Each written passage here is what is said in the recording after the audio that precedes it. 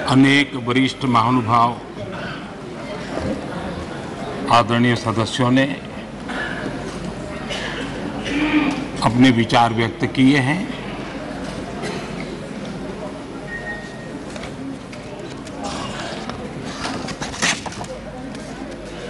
करीब सभी के विचार मुझ तक विस्तार से पहुंचे भी हैं। मैंने स्वयं भी कुछ भाषण सुने भी हैं। आदरणीय अध्यक्ष जी, देश की जनता ने हमारी सरकार के प्रति बार बार जो विश्वास जताया है, मैं आज देश के कोटि कोटि नागरिकों का आभार व्यक्त करने के लिए उपस्थित हुआ हूं।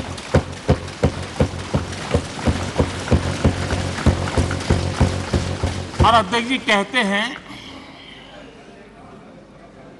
भगवान बहुत दयालु है और भगवान की मर्जी होती है कि वो किसी न किसी के माध्यम से अपनी इच्छा की पूर्ति करता है, किसी न किसी को माध्यम बनाता है। मैं इसे भगवान का आशीर्वाद मानता हूं कि ईश्वर ने विपक्ष को सुझाया और वो प्रस्ताव लेकर आए।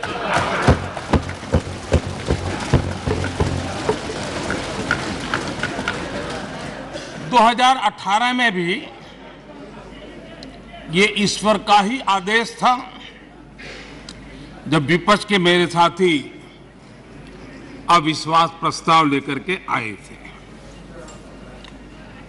उस समय भी मैंने कहा था कि अविश्वास प्रस्ताव हमारी सरकार का फ्लोर टेस्ट नहीं है। मैंने उस दिन कहा था, बल्कि ये उन्हीं का फ्लोर टेस्ट है। ये मैंने उस दिन भी कहा और हुआ भी वही। जब मतदान हुआ तो विपक्ष के पास जितने वोट थे उतने वोट भी वो जमा नहीं कर पाए थे।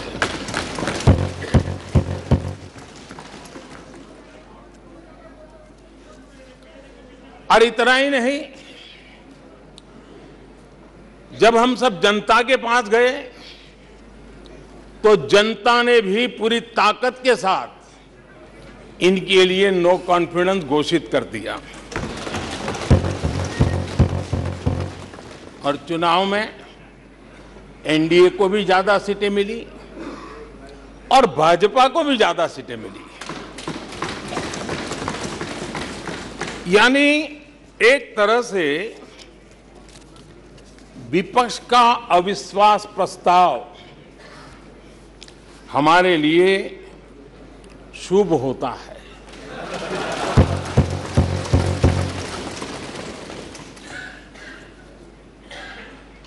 और मैं आज देख रहा हूं कि आपने तय कर लिया है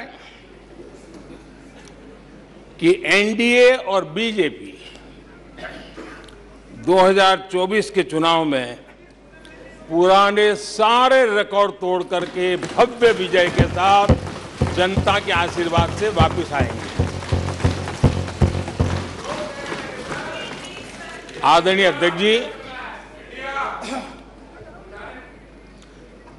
विपक्ष के प्रस्ताव पर यहां 3 दिनों से अलग अलग विषयों पर काफी चर्चा हुई है।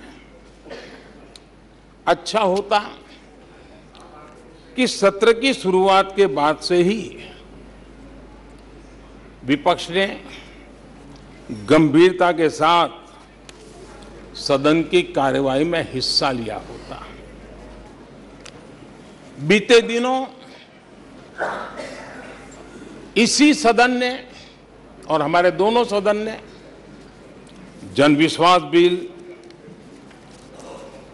Mediation bill, dental commission bill आदिवासियों के लिए जुड़े हुए bill, digital data protection bill, national research foundation bill, coastal aquaculture से जुड़ा बिल, ऐसे कई महत्वपूर्ण बिल यहां पारित किए।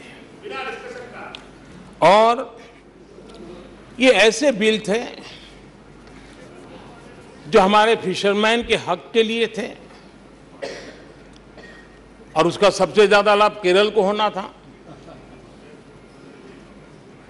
और केरल के सांसदों से ज्यादा अपेक्षा थी कि ऐसे बिल पर तो अच्छे ढंग से हिस्सा लेते,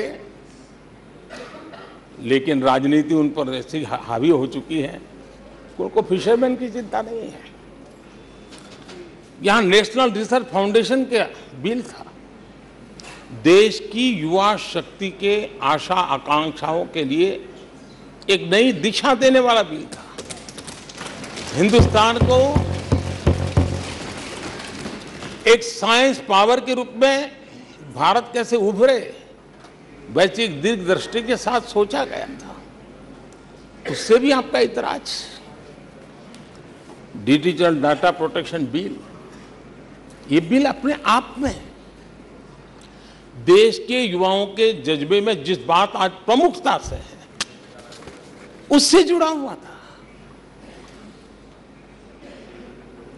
आने वाला समय टेक्नोलॉजी ड्रिवन है। आज डाटा को एक प्रकार से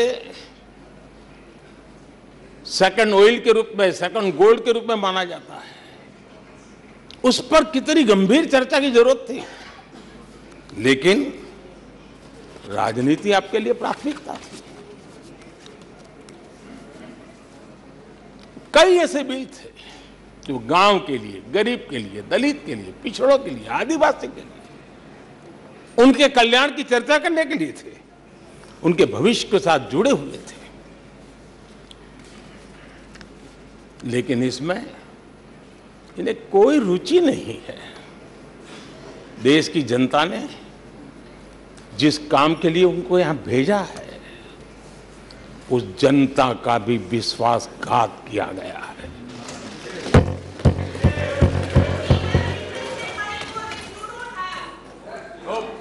विपक्ष के कुछ दलों के लिए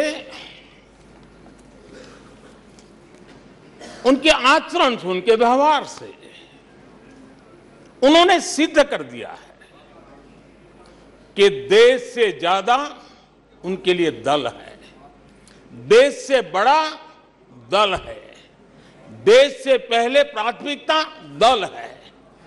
मैं समझता हूं आपको गरीब के भूख की चिंता नहीं है, सत्ता की भूख, यही आपके दिमाग पे सवार है। आपको देश के युवाओं के भविष्य की परवाह नहीं है, आपको अपने राजनीतिक भविष्य की चिंता है।